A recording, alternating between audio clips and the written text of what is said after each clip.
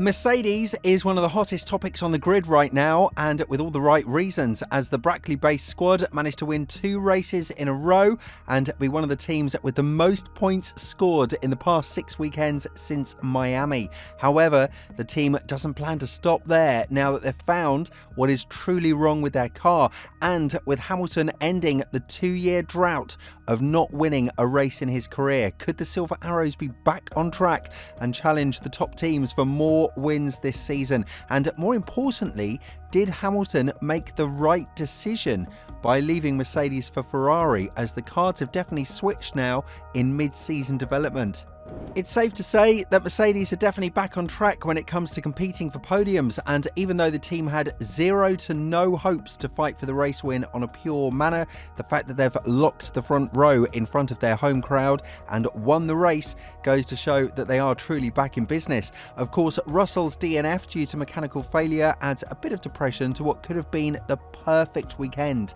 for Mercedes and a truly massive comeback in the Constructors' Championship. But this doesn't take away from the fact that they've still got a lot to look forward to, especially now that they have a motivated version of Hamilton who's been struggling in the past couple of years due to flawed concepts and missed opportunities with Mercedes. When talking about the result that he and his team managed to score on his home turf in Silverstone, Hamilton went on to say, "I can't stop crying. It's been since 2021, just every day getting up, trying to fight, to train, to put my mind to the task and working as hard as I can with this amazing team. This is my last race here at the British Grand Prix with this team, so I wanted to win it so much for them because I love them. I appreciate them so much. For all the hard work they've been putting in all of these years, I am forever grateful to everyone on this team, everyone at Mercedes and all our partners."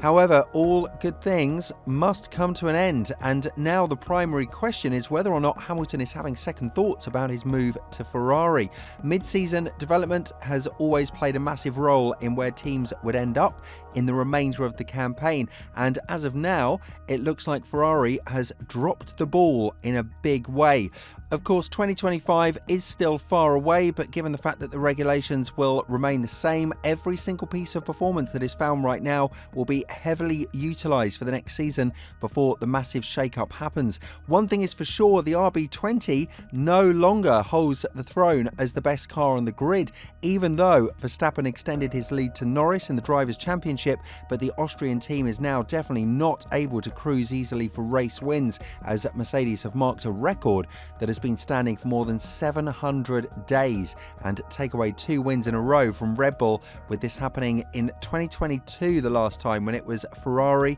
with Sainz and Leclerc who were victorious in the same 2 races, Silverstone and Austria. The development path for Mercedes, however, is looking more and more promising, and the Brackley-based squad is now heavily praising the effort that James Allison has put into bringing the team where they are right now. At the beginning of the season, it was easily understood that Mercedes had dropped to the midfield, and the competitor that they would have in 2024 would be in the form of Aston Martin. Further actions like Hamilton leaving the team and Aston Martin deciding to move with Honda have fueled talks that the Silver Arrows do not have what it takes to fight back at the front. But 2 races before the summer break and the Brackley-based squad is back with 2 wins in the season, an achievement that hasn't been done since 2021 from them. If we are to look at how the race pace looked during the Silverstone GP, we would notice that Mercedes was definitely the fastest car, having over a 1/10 of a second advantage per lap compared to the second fastest car, McLaren. This involves all of the conditions that were present on the track, and truth be told, had the weather been a bit more stable, we might have seen a win in an even more dominant fashion, considering how well the tyres were nurtured by both Mercedes drivers. Of course, we can easily assume that Verstappen was saving his tyres, as he was suggested to do so by his racing engineer, due to the choice of surviving the first splash of rain and preparing for the other one. But nevertheless, the Dutchman was nowhere to be found on the medium compound tyre before the rain struck the circuit. And the better news for Mercedes is that they're not stopping here. James Allison is now ecstatic to see where the car has been brought, winning races and pole positions in a pure racing manner. as he plans to bring even more upgrades to the upcoming venues.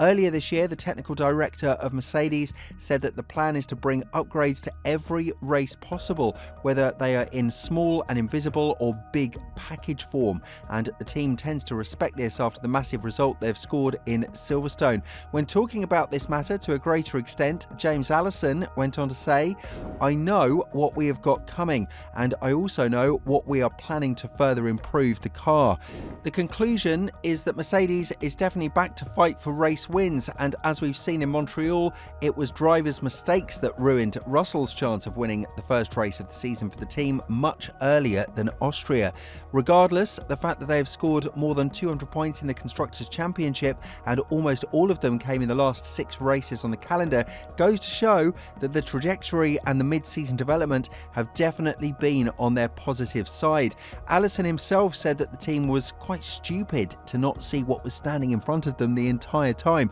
blaming himself for not revealing these upgrades earlier and potentially entering the championship fight for 2024 as well. Be that as it may, Mercedes has proven time after time why they have been at the top of this sport for such a long time, even though they had desperate times in the past couple of seasons. And while what has been done cannot be undone, such as the move of Hamilton to Ferrari, the team now has the perfect platform to prove to Max that they have what he needs, the best car on the grid. Sure, 2 wins, one of which came on pure luck after the Verstappen-Norris incident in Austria,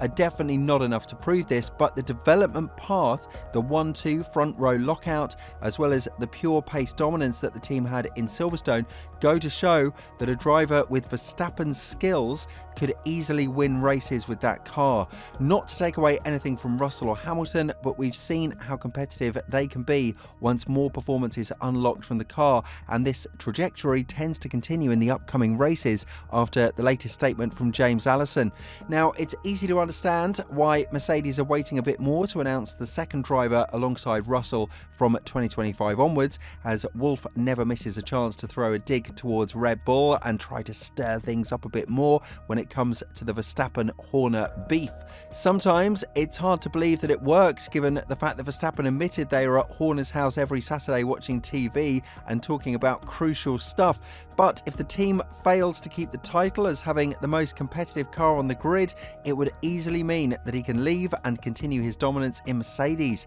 It would be quite interesting to see whether or not Hamilton made the wrong move to join Ferrari after all of the hype has simmered down, and now the Maranello team is back to ground zero, which is basically them driving the Imola spec car here in Silverstone, while everybody else brought massive upgrade packages, and it was clearly visible through the lap times on both Saturday and Sunday. Seeing Leclerc so depressed through his statements and saying that he has no idea why it's going down the way it is for so many years will definitely open Hamilton's eyes, and it's also very obvious that he will require some changes from next year onwards. Of course, he's the type of driver to bring that revolutionary, game-changing energy to the team that's more needed than ever right now. But given the fact this is Ferrari we're talking about, everyone would bet more money that if Verstappen were to move to Mercedes, he would see more success from 2025 or 2026 and beyond than Hamilton with the current state of Ferrari. With all of this in mind, do you think that Mercedes does have what it takes to fight for race wins for the remainder of 2024? And more importantly, do you think they have a proper shot at finishing in the top 2 spots in the Constructors' Championship now that the downfall of Ferrari is more than evident? Let us know in the comments below, and once you've done that, have a look at the video that's appearing on your screen right now.